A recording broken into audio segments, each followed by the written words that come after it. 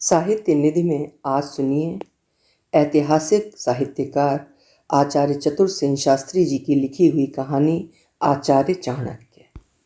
आचार्य विष्णुगुप्त चाणक्य भारतीय राजनीति और अर्थतंत्र के बेजोड़ आचार्य माने जाते हैं। आचार्य चतुर सेन शास्त्री जी की ये कथा एक टाइम मशीन की तरह हमें 2000 साल से भी पीछे के कालखंड में ले जाती है, जब पाटलिपुत्र पर शूद्र राजा का राज्य था। इस कहानी में राजा के पुत्र के जन्मोत्सव का वर्णन है, किंतु लेखक का मुख्य उद्देश्य पाटलिपुत्र का वैभव या पुत्र जन्मोत्सव का वर्णन करना नहीं है। उसका उद्देश्य तो भारत के कौटिल्य की एक आरंभिक झलक दिखाना है, जिसमें वो पूर्णतः सफल हुआ है। चाणक्य की चारित्रिक दृढ़ता, न्यायप्रियता और अत्याचार का विरोध करने, सहन न करने की चारित्रिक विशेषता का आरंभिक परिचय देना था। आचार्य चाणक्य के प्रसंगों का बहुत भंडार है, किंतु लेखक का उद्देश्य उनके जीवन की किसी बड़ी या महत्वपूर्ण घटना का वृत्तांत न सुनाकर उनकी उस प्रकृति को उजागर करना है जो आगे चलकर राजनीति, शासन, अर्थतंत्र का एक शक्तिशाली आधार बन गई। प्रस्तुत है आचार्य चतुर सेन शास्त्री जी की लिखी हुई कहानी आचार्य चाणक्य। अब से कोई 2000 वर्ष से भी अधिक पुरानी बात हम कर रहे हैं। उस समय पाटलिपुत्र में शूद्र राजा महाघननंद सिंहासन पर विराजमान था। ये महानृपति एक राट एक कच्छत्र था। इसका पिता महापद्मनंद ने अपने काल के सब क्षत्रिय राजाओं का संहार करके पुत्र के लिए एक कच्छत्र राज निष्कंटक किया था। घननंद का प्रताप प्रचंड था। उसके पास 2000 युद्ध रथ, 20,000 अश्वारोही, 4000 रणोन्मत्त हाथी तथा 2 लाख पदाति थे। महाविचक्षण कूट राजनीति विशारद वर रुच कत्यायन और सुबुद्ध शर्मा उपनाम राक्षस उसके मंत्री थे। महापद्मनंद से पहले उस काल में उत्तर भारत में 16 महाजनपद थे। इनमें से पौरव, एक्ष्याकु, पांचाल, हैहय, कलिंग, अश्मक, कौरव, मिथिला, शूरसेन और वीतिहोत्र महाजनपदों को महापद्मनंद ने ध्वस्त किया था। इस प्रकार उसका महाराज्य रावी नदी के पूर्वी तट को छू गया था। उन दोनों वाराणसी, पाटलिपुत्र और तक्षशिला में प्रसिद्ध विश्वविद्यालय थे, जिनमें तक्षशिला विश्व विश्रुत था। यहाँ 103 छत्रधारी राजाओं के उत्तराधिकारी राजपुत्र पढ़ते थे तथा दिग दिगंत के महामेधावी छात्र आते रहते थे। चैत्र के शुक्ल पक्ष की त्रयोदशी थी। पाटलिपुत्र में उस दिन बड़ी धूमधाम थी। राजप्रासाद में महोत्सव हो रहा था और सब नगर नागर राजाज्ञा से आनंद मना रहे थे। ठौर ठौर दुंदुभी भेरी बज रही थी। लोग दीन दुखियों को अन्न वस्त्र बांट रहे थे। हाट बाजार, घर बाहर सभी जगह लोग आनंदोत्सव में मगन थे। गुरु वधुएं मंगलगान और मंगलोपचार कर रही थीं। नगर नागरों ने अपने अपने घर के द्वार पर मंगल कलश, तोरण आदि सजाए थे। वे मंगल सूचक शंखध्वनि कर रहे थे। राजप्रासाद में बड़ा उल्लास था। जिधर देखिए उधर नृत्य, गान, पान गोष्ठी हो रही थी। आज सभी के लिए राजप्रासाद का प्रांगण खुला था। सब कोई वहां जा आ सकते थे। याचकों को यथेष्ट दान मिल रहा था। ठौर ठौर बंदीगण और कुशलवी प्रशस्त गान कर रहे थे। ब्राह्मण स्वश्लयन पाठ कर रहे थे। यज्ञ, हवन, दान, पूजन, बलि, स्तवन, जहाँ देखे वहीं कुछ ना कुछ हो रहा था।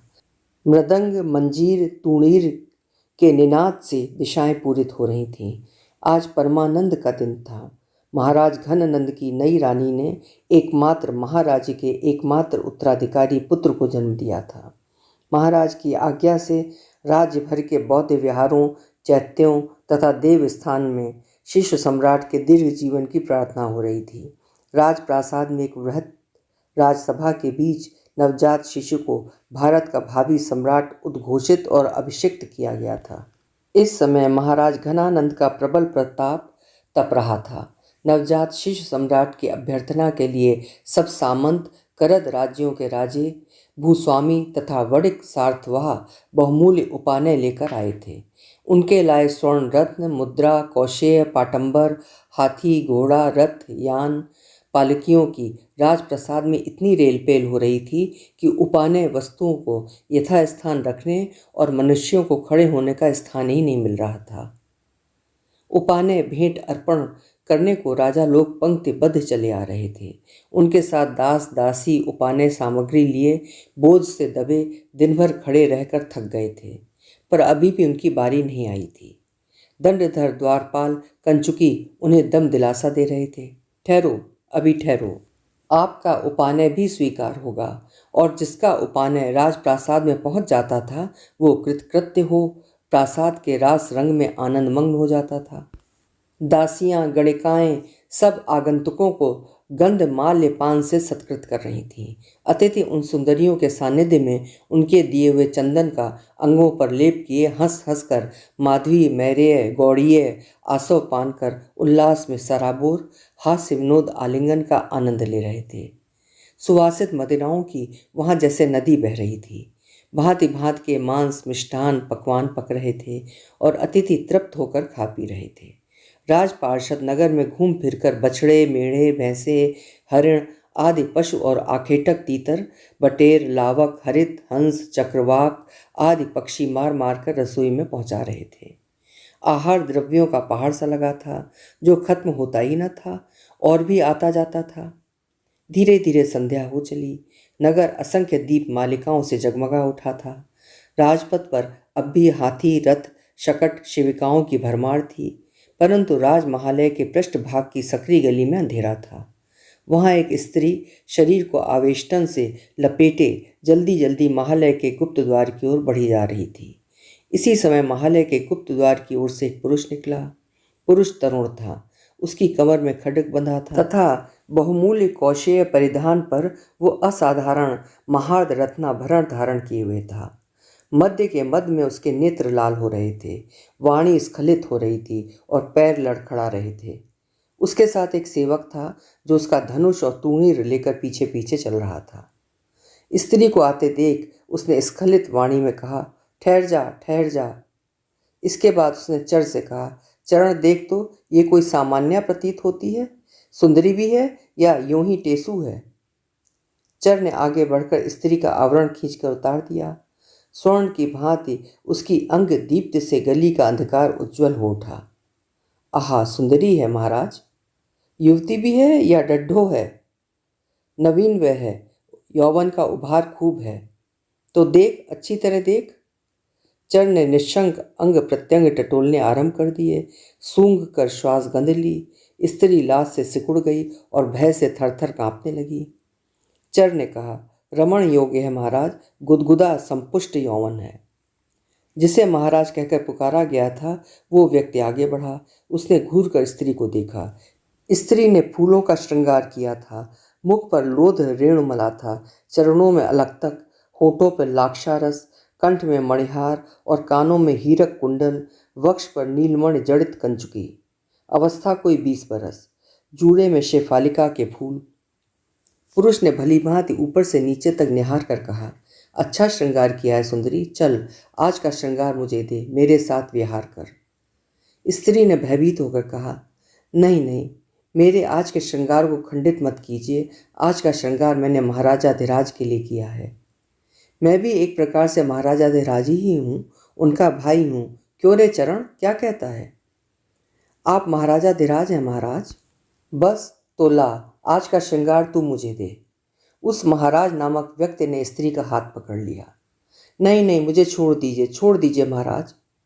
अरे चरण, इस मूर्खा को समझा, ये अपने सौभाग्य को ठुकरा रही है। हतभाग्या है री तू, नहीं जानती महाराज प्रसाद में रत्नाभरण देते हैं। परंतु स्त्री ने जोर लगाकर अपना हाथ छुड़ा लिया और उस तरुण को पीछे ढकेल दिया। तरुण मध्य के नशे में लड़खड़ा रहा था। धक्का खाकर भूमि पर गिर गया। गिरे ही गिरे उसने कहा, पकड़ रे चरण, उसे पकड़, देख भाग न जाए। चरण ने आगे बढ़कर कहा, क्या कोड़े खाएगी? कोड़े नहीं रे चरण, तू अभी इसका सिर खड्ग से काट डाल। दुर्भाग्या ने इतना अच्छा माध्य का मद मिट्टी कर दिया, काट ले इसका सिर। चरण ने आगे बढ़कर उसका हाथ जोर से पकड़ लिया। इसी बीच उठकर तरुण ने 2-3 लात उसके मारी। स्त्री जोर जोर से रोने लगी। गली में 10-5 आदमियों की भीड़ जुट गई। भीड़ में एक ब्राह्मण भी था। ब्राह्मण बड़ा ही कुरूप, काला और दरिद्र था। उसकी कमर में एक मैली शाटिका थी, कंधे पर मैला जनेऊ। उसके दो बड़े बड़े दांत होंठ से बाहर निकले हुए थे। उसकी टांगें टेढ़ी थीं और वो कुछ लड़खड़ाता सा चलता था। जो लोग स्त्री के आर्तनाद को सुनकर एकत्र हो गए थे, उन्होंने देखा महाराजा धीराज महाप्रतापी घननंद के छोटे भाई उग्रसेन से किसी स्त्री का वाद विवाद है। तो वे सब आतंकित हो खड़े के खड़े रह गए। किसी ने भी स्त्री के पक्ष में कुछ कहने का साहस नहीं किया, परंतु ब्राह्मण ने आगे बढ़कर कहा, कैसा विवाद है? स्त्री पर कौन अत्याचार कर रहा है? ब्राह्मण की धृष्ट वाणी सुनकर चरण ने कहा, अरे ब्राह्मण, क्या तू हमारे प्रबल प्रतापी महाराज उग्रसेन को नहीं जानता, जिनके चरण नख शिक सब जनपद नरपतियों के मुकुट मणियों की दीप्ति से प्रतिबिंबित हैं? तू राजकाल में व्याघात करने वाला कौन है? भाग यहाँ से। परंतु ब्राह्मण इस बात से आतंकित नहीं हुआ। उसने कहा, राह चलती स्त्री पर अत्याचार करना क्या राजकाज है? तो अत्याचार कौन करता है ब्राह्मण? हमारे रसिक महाराज तो उससे केवल आज रात का श्रृंगार मांगते हैं। वे उन सब सामान्याओं को शुल्क में रत्नमणि देते हैं जो उन्हें एक रात रति देती है। भंते ब्राह्मण, मैं सामान्या नहीं हूँ, राज महालय की दासी हूँ, महाराजा धीराज की अंत्यवासिनी हूँ। तो महाराज उग्रसेन, आप इस पर बलात्कार क्यों करते हैं? भंते ब्राह्मण, इसने मुझे लात मारी है, मेरा श्रृंगार खंडित किया है। अरे तो क्या हुआ? महाराज ने एक लात मारी ही दी तो क्या हुआ? महाराज के चरण स्पर्श से तू सत्कृत हो गई। चल चल, आज रात हमारे महाराज की अंगशायनी हो। चरण ने उसे हाथ पकड़कर घसीटते हुए कहा। उग्रसेन ने कच्छ से मुक्तामाला निकालकर उसके ऊपर फेंकते हुए कहा, ले अप्सरे, लात का मूल्य और चल मेरे साथ। नहीं, मैं नहीं जाऊंगी। तो चरण, काट ले इसका सिर। चरण ने कोष से खड्ग खींच लिया। ब्राह्मण आगे बढ़कर स्त्री और सेवक के बीच में खड़ा हो गया। उसने कहा, वो सामान्य नहीं है, तुम उसे बलात् नहीं ले जा सकते, उस पर अत्याचार भी नहीं कर सकते। उग्रसेन नशे में धुत हो रहा था। उसने लड़खड़ाते कदम उठाकर आगे बढ़ते हुए क्रुद्ध स्वर में कहा, क्यों नहीं ले जा सकते? हम पृथ्वी के स्वामी हैं, पृथ्वी की सब वस्तुओं के स्वामी हैं। क्यों रे चरण? हाँ महाराज, आप पृथ्वी के स्वामी हैं, चरण ने कहा। पर ब्राह्मण पत्थर की अचल दीवार की भांति उसके आगे खड़ा था। उसने कहा, अरे ब्राह्मण हट जा, तूने राजाज्ञा नहीं सुनी, मुझे इस स्त्री का सिर काट लेने दे। तू मेरे रहते ऐसा नहीं कर पाएगा रे अधर्मी शूद्र। अरे हम ही को शूद्र कहता है, और तेरा ये महाराज भी शूद्र है, परंतु शूद्र ये जन्म ही से है, कर्म से तो चांडाल है। ये सुनकर उग्रसेन आपे से बाहर हो गया। उसने कहा, चरण, पहले इस ब्राह्मण ही का शिरच्छेद कर। परंतु ब्राह्मण ने तेजी से लपक कर जोर का एक मुक्का चरण की मुष्टि पर मारा। खड्ग चरण के हाथों से छूटकर भूमि पर गिर गया। उसे फुर्ती से उठाकर ब्राह्मण ने चरण के कंठ पर रख दिया और कहा, अरे धृष्ट शूद्र, आ, आज तुझे देवता की बलि दूंगा। चरण ब्राह्मण के चरणों में लौटकर गिड़गिड़ाकर प्राण भिक्षा मांगने लगा। तब ब्राह्मण ने कहा, अच्छा तुझे छोड़ता हूँ, इस कुलांगार राजपुत्र की बलि दूंगा।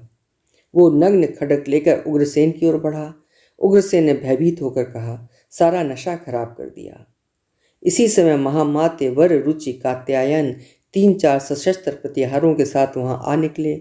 उन्हें देखते ही उग्रसेन ने चिल्लाकर कहा, आर्य महामात्य, ये ब्राह्मण मेरा शिरच्छेद करना चाहता है, इसे पकड़कर सूली पर चढ़ा दो। महामात्य वर रुचि कात्यायन महावैयाकरणी और त्रिकालदर्शी ज्योतिष में पारंगत वृद्ध पुरुष थे। उनका विशाल डीलडौल, बड़े बड़े नेत्र थे और उज्ज्वल प्रतिभा थी। वे शुभ्र परिधान धारण किए थे। उन्होंने ब्राह्मण के निकट जाकर उसे पहचान कर कहा, तुम हो विष्णुगुप्त?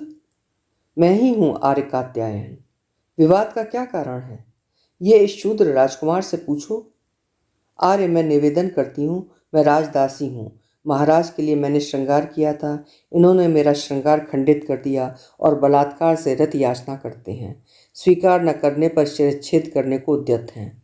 स्त्री ने वर रुचि के चरणों पर गिरकर कहा, तो हम भी तो महाराज ही हैं, ये स्त्री आज का श्रृंगार हमें दे, हम शुल्क देंगे। कुमार, तुम्हारा व्यवहार गर्हित है, तुम इस समय सुरापान से मत हो, जाओ राजप्रासाद में जाओ, कात्यायन ने कहा। अरे हमारा सेवक होकर हम ही को आंखें दिखाता है, राजकोप का भी तुझे भय नहीं है? अमात्य शक्टार जैसे सपरिवार अंधकूप में पड़ा है, वैसे ही तुझे भी अंधकूप में डाल दूंगा। राजकुमार, मैं तुम्हारे कुल का सेवक अवश्य हूँ, परंतु मैं महान नंद साम्राज्य का महामात्य हूँ। प्रजा का न्याय शासन करना मेरा कर्तव्य है। राजकुल के पुरुष होने के कारण मैं तुम्हारे ऊपर शासन नहीं कर सकता, परंतु तुम्हारा प्रजा पर प्रकट राजपथ में इस प्रकार नीति विरुद्ध कार्य करना अन्यायपूर्ण है। जाओ, प्रासाद में जाओ। इस सामान्या को मैं ले जाऊंगा। ओहो, आधा प्रहर रात्रि तो इस झगड़े में ही व्यतीत हो गई। खैर, 3:30 प्रहरी सही, चल मेरे साथ। उसने फिर उस स्त्री का हाथ पकड़ लिया। स्त्री ने रोते रोते कहा, आर्य महामात्य, आप राज्य के रक्षक हैं, इस आतताई से एक असहाय अबला की रक्षा नहीं कर सकते। वररुच ने कहा, कुमार, छोड़ दो उसे, ये कोई कुल स्त्री नहीं है। न सही, स्त्री तो है, तो स्त्रियां तो सभी पुरुषों के लिए भोग्य हैं। अब तक ब्राह्मण विष्णुगुप्त खड्ग लिए चुपचाप खड़ा था। अब उसने आगे बढ़कर कहा, तुम्हें धिक्कार है कात्यायन, तुम इस कल्कि कुल के सेवक हो, इसलिए इस राजकुमार के अत्याचार से स्त्री की रक्षा नहीं कर सकते, परंतु मैं सेवक नहीं हूँ। मेरे रहते मद्यप इस स्त्री को छू भी नहीं सकता। अरे ब्राह्मण, हट जा, मेरी जो इच्छा होगी करूँगा। कात्यायन अब खड्ग हस्त होकर आगे बढ़े। उन्होंने कहा, तुमने ठीक धिक्कारा विष्णुगुप्त। ब्राह्मण होकर शूद्र की दास्ता धिक्कार योग्य ही है, पर प्रजा का शासन तुम्हारा नहीं, मेरा काम है। आवश्यकता होगी तो इस राजकुमार का शिरच्छेद मैं ही करूंगा। सब नशा खराब कर दिया। इस अमात्य को सवेरे शक्टार के पास अंधकूप में कैद करूंगा। चल चरण, लौट चल। ऐसा अच्छा नशा खराब हो गया। ये कहता हुआ उग्रसेन लड़खड़ाते पैर रखते हुए वहां से चला गया। विष्णुगुप्त ने पुकार कर कहा, अपना एक खड्ग तो लेते जाओ राजकुमार। और उसने वो खड्ग हवा में उछाल दिया। फिर स्त्री से कहा, चलो मैं तुम्हें राजद्वार तक पहुंचा दूं। नहीं विष्णुगुप्त, कष्ट न करो, मैं इसे अपने साथ महालय ले जाता हूँ। चल शुभे, तुझे अंतःपुर में सुरक्षित पहुंचा दूं। यह कहकर महामात्य कात्यायन उस स्त्री को साथ लेकर राजमहालय की ओर चले गए। विष्णुगुप्त भी एक ओर चल दिया। भीड़ के लोग उस कुरूप ब्राह्मण के साहस की चर्चा करते हुए तितर बितर हो गए। अभी आप सुन रहे थे आचार्य चतुरसेन शास्त्री जी की लिखी हुई कथा आचार्य चाणक्य।